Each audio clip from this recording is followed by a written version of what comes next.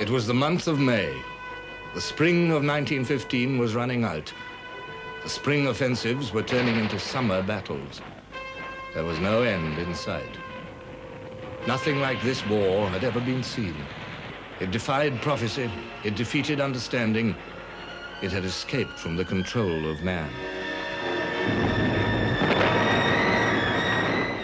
For 9 months now, every human endeavor had gone awry.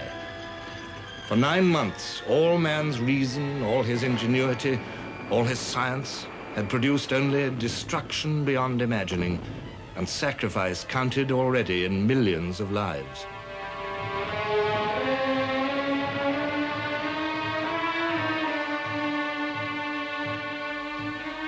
A 1,000 years of civilization seemed to be visibly crumbling.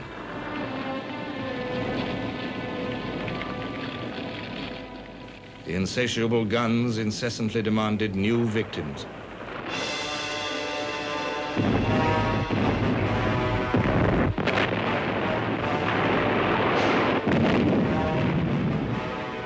At sea, underwater weapons struck at the roots of a sailor's courage.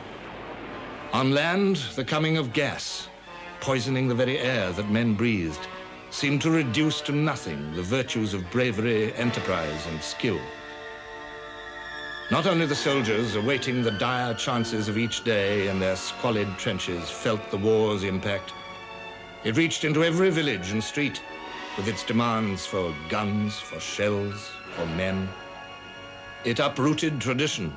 It brought pain, hardship, opportunity, above all, change. Now, Britain's years of tranquil security were over. The awakening of the British people was abrupt and brutal. It first took the form of scandal, a munitions scandal, when the news broke of the Army's desperate shortage of shells. The Times quoted Sir John French, Commander-in-Chief of the British Expeditionary Force, saying, "The want of an unlimited supply of high explosive was a fatal bar to our success."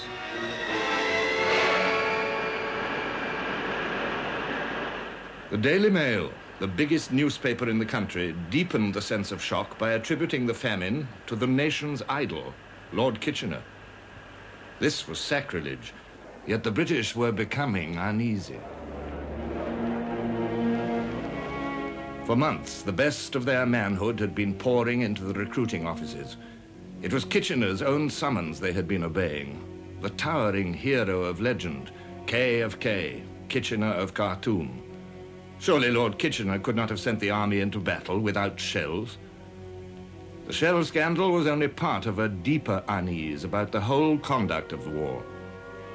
Lloyd George, Chancellor of the Exchequer, wrote, "There was a sense of revolt against the attitude of the government and what was regarded as its leisurely and take-for-granted attitude in dealing with vitally serious matters, matters of life and death to the whole of the Allies, to the British Empire, and to hundreds of thousands of gallant young men who had offered their lives to their country." On May the 26th, Britain's leadership changed.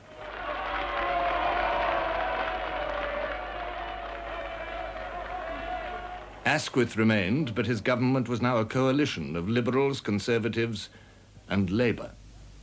And there was another innovation. The Prime Minister has decided that a new department shall be created to be called the Ministry of Munitions, charged with organising the supply of munitions of war. Mr. Lloyd George has undertaken the formulation and direction of this department. For a moment, the mood of 1914 was displayed once more amid the facts of 1915.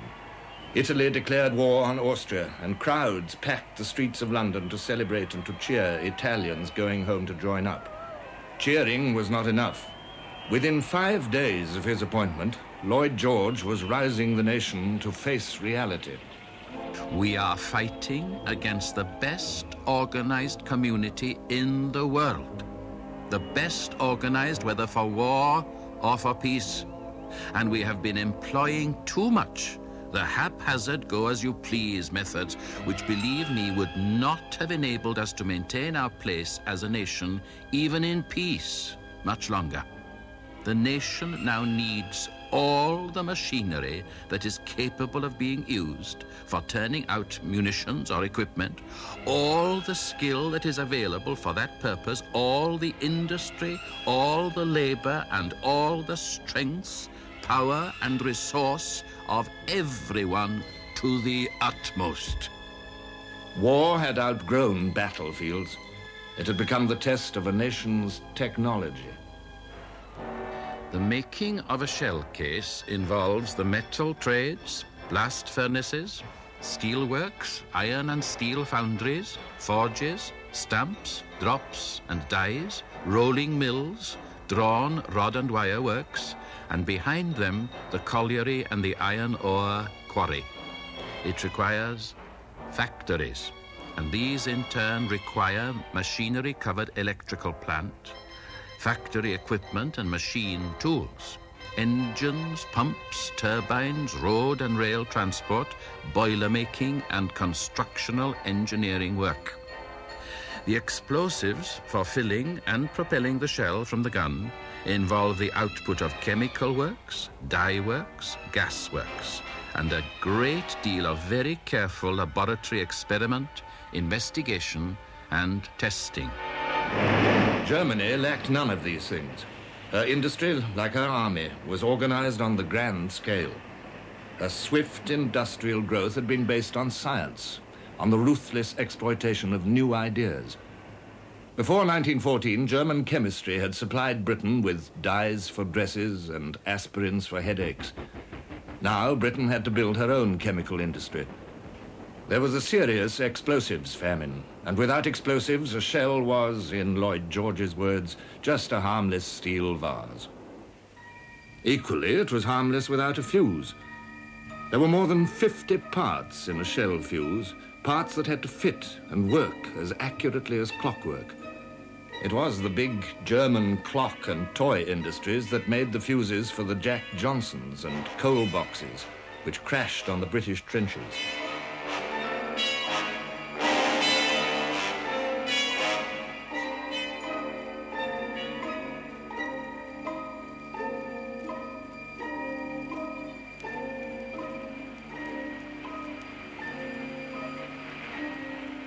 But in Britain, industries capable of mass-producing fuses were few, and too much of her equipment was out of date.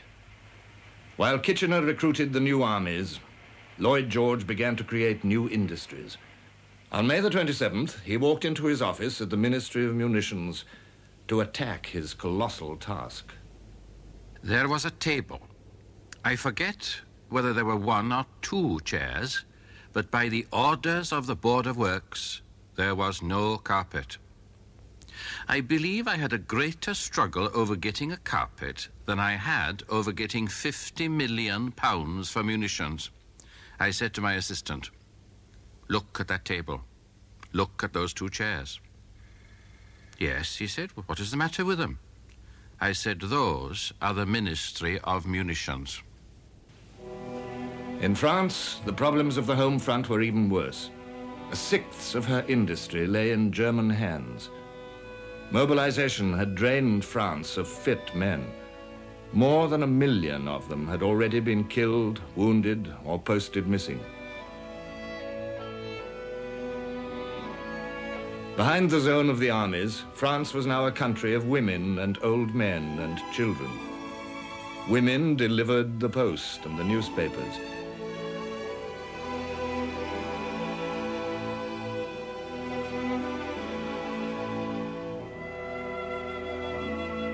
They drove the massive machines that watered the Paris streets and laid the summer dust and swept its ancient gutters free of refuse. Those Frenchmen who had idolized womanhood had to get used to seeing women in all kinds of unnatural and unromantic jobs.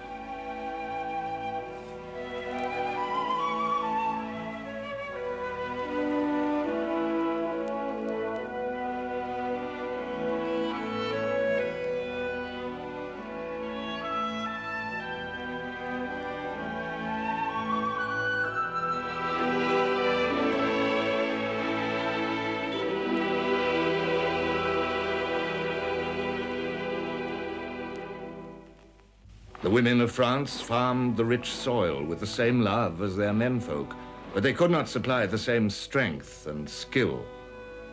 French land produced less food and prices began to go up.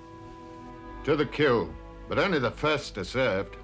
Fruit and vegetables are still in good supply, but dearer than last year. The prices at the central markets are much higher than at the end of last year. Cabbages cost 60 or even 70 centimes each. Prices of groceries are also increasing by leaps and bounds. At Corbeil Market, the average increase is about 300%. The burden of shortages and rising prices fell heavily on France's poor families, many of them trying to live on a soldier's pay and allowances, or even worse, on a widow's pension.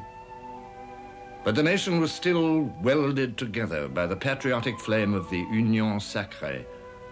The French solved the problem of munitions with the same courage and resourcefulness that had turned defeat into victory on the Marne. This nation of individualists submitted to government control, and by the end of 1915, French industry was sending the army most of the munitions it needed. Women were the key to success in the factories. They have quickly adapted themselves to this delicate work for which they seem to be specially suited. Many of them have accepted fairly dangerous jobs like the handling of fuse detonators or explosives. Today, shells are being almost entirely finished off by women. All are working very hard, many of them with serene looks on their faces. Some, on the other hand, look grim. They are probably thinking they are helping to avenge some dear victim of the war.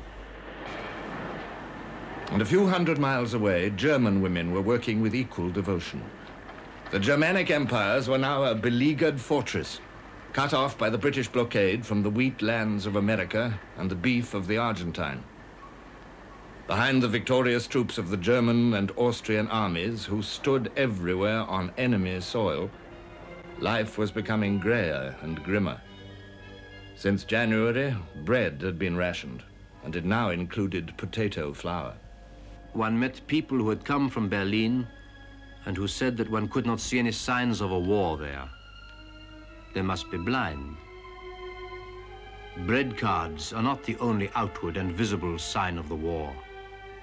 Did you ever see a private soldier, excepting a few orderlies, in Unter den Linden in peacetime? It is full of them now. Not very warlike in their clothing, carriage, and appearance, many of them wounded, all of them feeling and acting as the chief personage of the drama, as well they might. Vienna remains a city of pleasure, but in its dark suburbs, misery is on the increase, and the mothers wring their hands beside the beds of their children because their young lives are threatened by enteritis caused by eating the horrible war bread. The bread ticket did not favor fair shares. It was not meant to. I had no difficulty anywhere in getting all the wheat bread I wanted.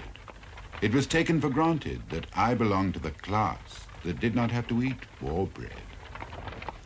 The British knew nothing of the horrors of retreat and occupation, of casualties counted in hundreds of thousands. But their cost of living was rising fast. Bread last year was 2 3 farthings, and is now 4 halfpenny the £2 loaf. The price of meat for baking had doubled in price. That of the cheapest cuts for boiling had trebled.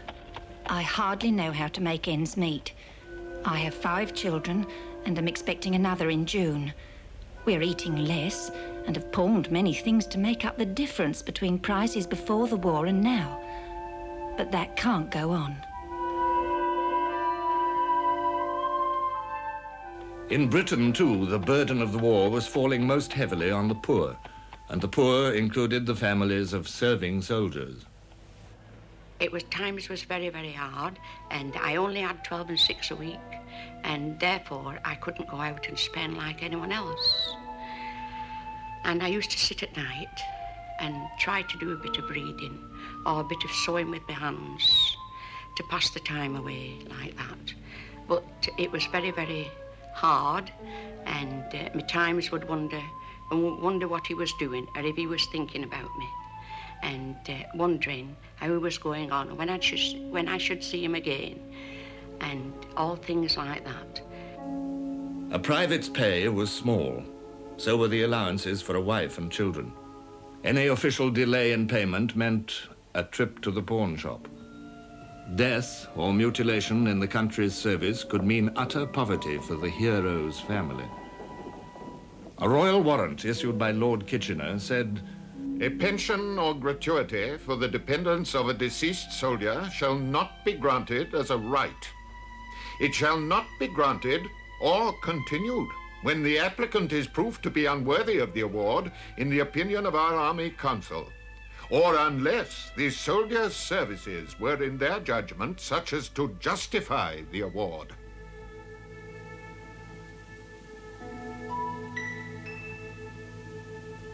To the middle and upper classes in Britain, the war was still something to read about in the newspapers or on a poster.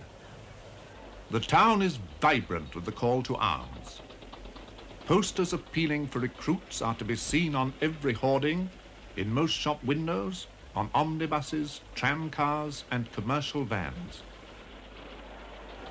It was strange at first to see officers in uniform in the omnibuses and trams, but the novelty of it has long since worn off. The cartoons of Bruce Bairnsfather, an officer serving in France, appeared regularly in the Bystander. They created a new national image, Old Bill, the long-suffering soldier whose sour humor rose above every danger and discomfort. O star of eve, whose tender beam falls on my spirit's troubled dream. Give it a good ardent bird. You can generally hear them fizzing a bit first if they're going to explode. Well, if you know of a better hole, go to it. Hey, what was that, Bill? Trench mortar. Ours or theirs? And to think that it's the same dear old moon that's looking down on him. This stinking moon will be the death of us. Well, Alfred, how are the cakes? As Old Bill bestowed his advice on young Bert, the newcomer, the more frightening the danger, the funnier the joke became. Even soldiers laughed at these cartoons. People at home found them very reassuring. The reality was a long way away. They hadn't any conception of what it was like. And on occasions when I did talk about it, my father would argue points of fact that he couldn't possibly have known about because he wasn't there. And that, I think, was probably the general sort of approach and air of the public at large. They didn't know.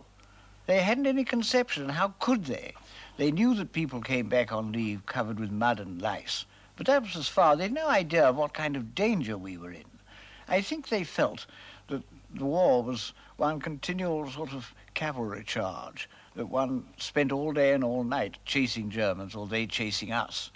And had they realized the strain of sitting in a trench and waiting for something to drop on one's head, I don't think they would have considered it war. Just play. And, of course, the general idea was that England couldn't possibly lose. Officers on leave noted how little the middle classes had been touched by war. In spite of the number of men in uniform in the streets, the general indifference to and ignorance about the war was remarkable. The universal catchphrase was, "Business as usual."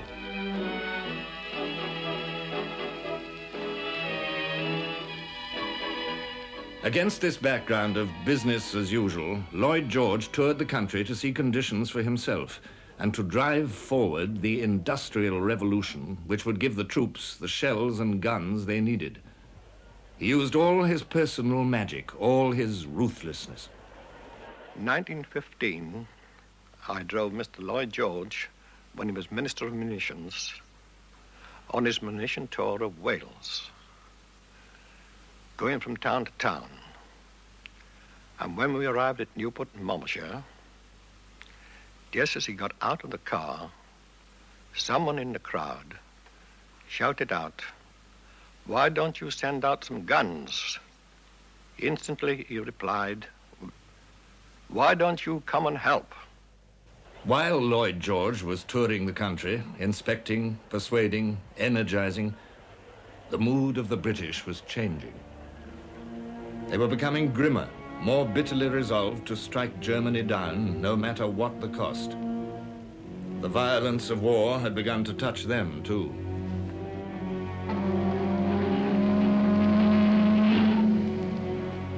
On May the 7th, Britain had been stunned by the news that the great liner, Lusitania, had been torpedoed and sunk with the loss of over 1,000 lives.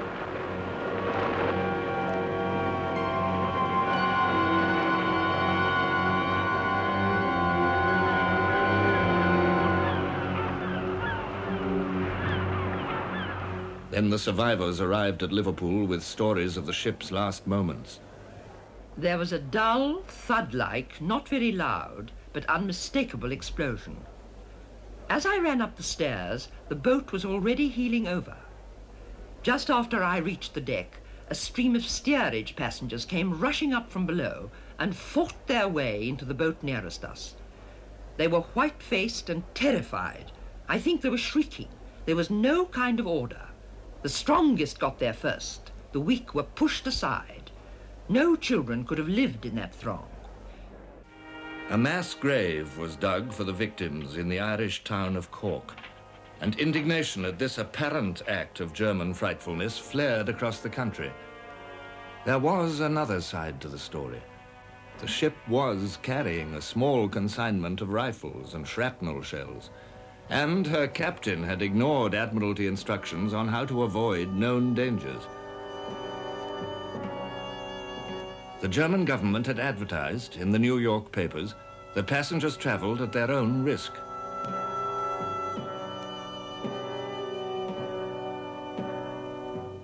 Nevertheless, anti-German riots exploded in the big industrial towns. Any shop with a German-sounding name was good for looting and smashing.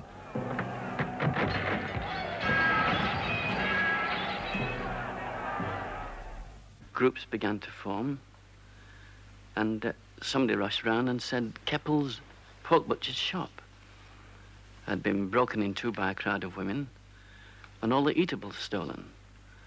Well, I happened to be walking down this street, and from nowhere came a great rush of women in clogs and shawls and stood outside this draper's shop, shouting and shaking their fists. And an old woman stepped forward out of the crowd and threw a tin can at the window.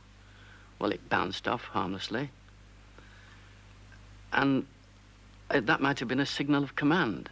The other women threw the shawls back, produced half bricks that they'd been concealing under there, and a fusillade of these missiles crashed into the window. Not even women were spared. A frightened German woman came out into the street, eager to get away unnoticed. Her nervousness attracted attention. Harpies jeered at her, tweaked at her hat, grabbed at her purse.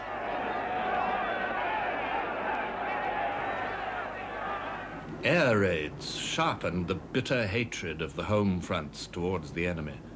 For the first time in history, bombing from the air placed under fire the populations of cities far from the battlefield.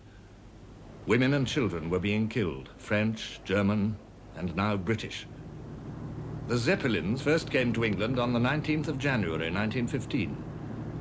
On the 31st of May, they bombed London, capital of the empire, for the first time.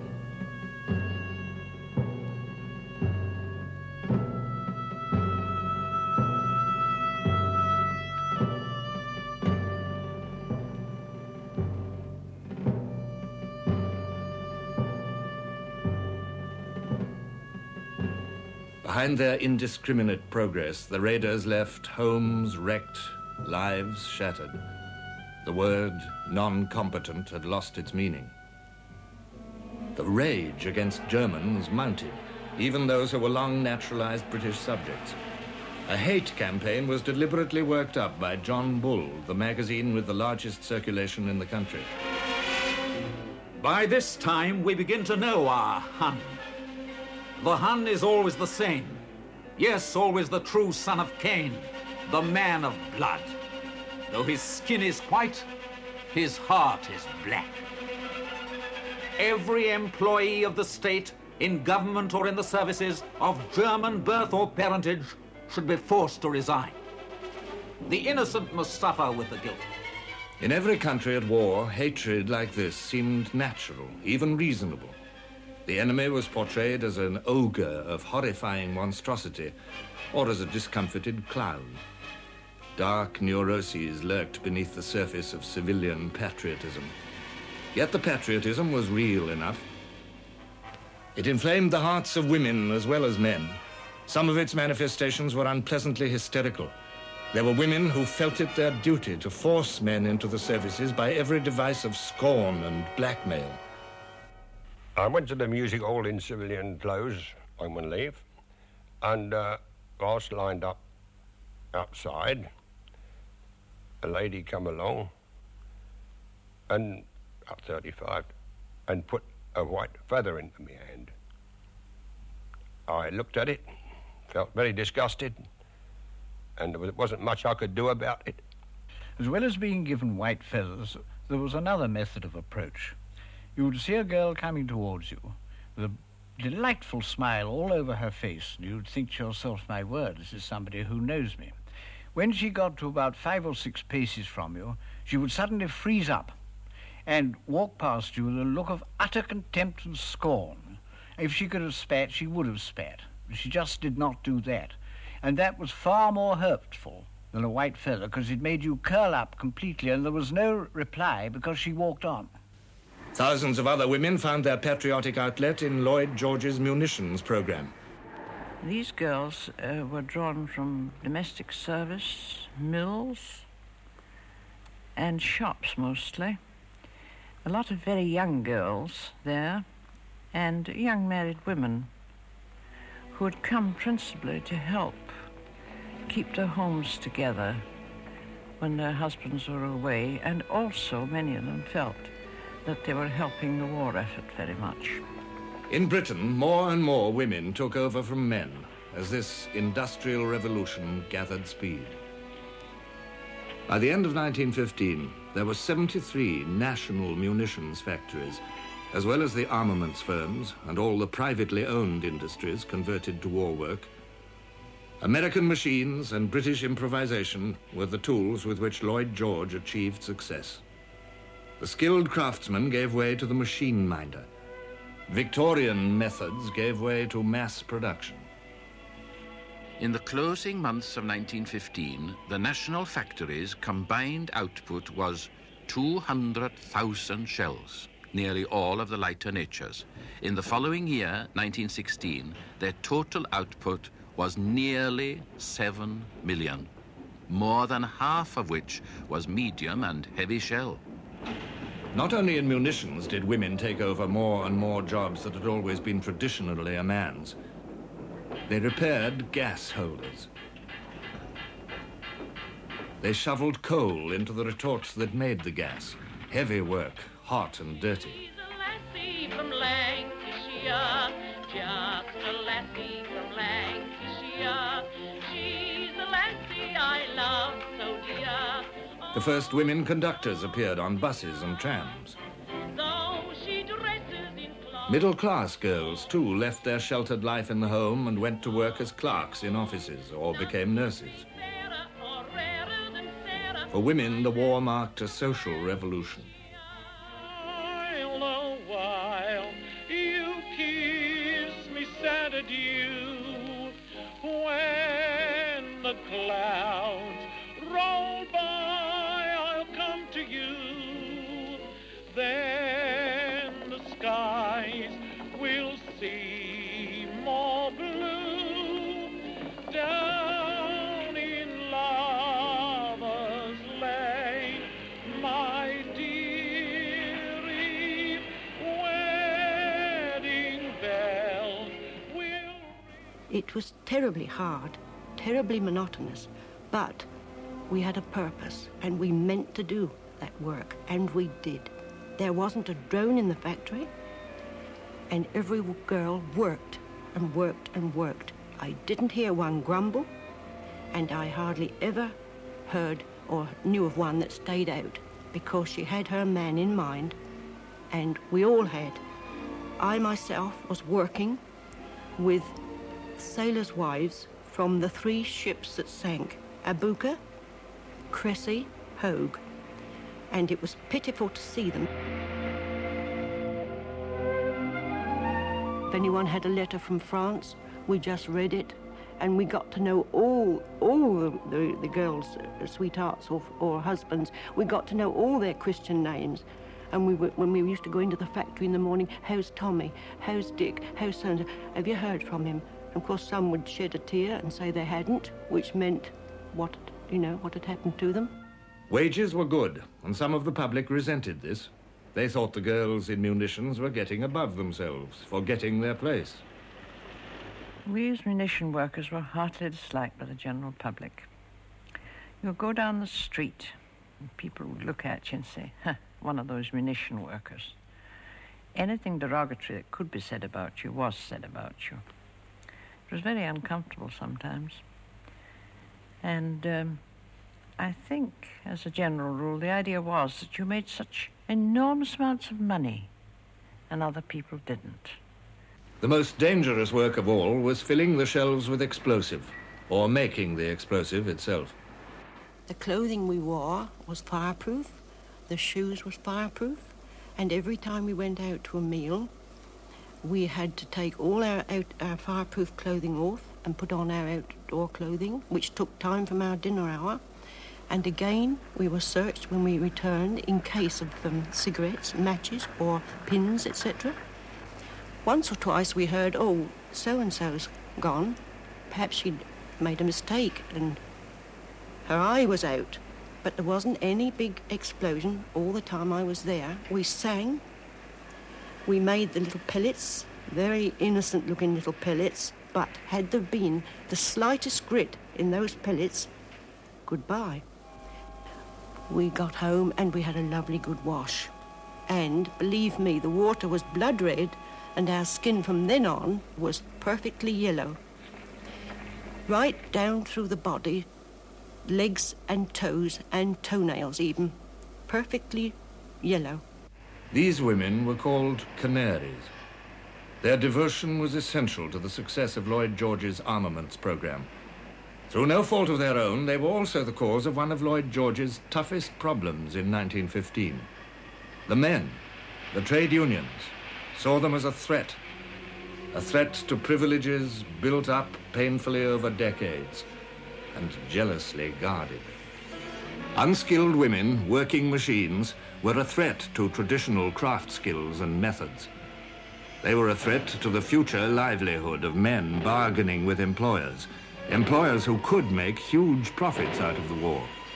The trade unions fought hard against the introduction of unskilled workers. Dilution, it was called. Resolved, but we refuse to entertain the proposal to allow the introduction of semi-skilled workers on work now done by fully qualified mechanics. Resolved, that no woman shall be put to work a lathe, and if this is done, the men will know how to protect their rights. Each month of 1915, the number of strikes rose, from 47 in February to 63 in May. The disputes over dilution took place against a history of 100 years of bitter industrial struggle. For the first time, the trade unions no longer represented the underdog. Now there was full employment. The workers were essential to the national effort. For the first time, cabinet ministers sat down to negotiate as equals with trade unionists. It was yet another revolution. It took a firm government promise that pre-war methods would be restored at the peace, together with an act of parliament controlling the whole field of arms production, including the booming profits, before the trade unions accepted dilution. To Lloyd George, drink was another enemy, insidiously undermining his campaign for higher production. Beer could be bought in public houses which stayed open all day. Was this not a peril to efficiency? Was it not a cause of absenteeism? A new war regulation limited opening hours, and so the British pattern of life was changed in yet another way by the need for shells and guns. A slow business, a hard task, to uproot the habits of a nation steeped in tradition, over-affectionate towards old customs. Yet the king himself, symbol of one of Britain's most revered traditions, helped the change forward. He toured the industrial areas without fuss or pomp to persuade the workers that they too were performing national service. Without an adequate supply of shells, we cannot hope to win, he told them. As an example of self-denial, he signed the pledge, and alcohol vanished from the royal household. He visited the wounded in hospital and the homes of their families. The king spared no effort to bind the monarchy and people together by shared experience.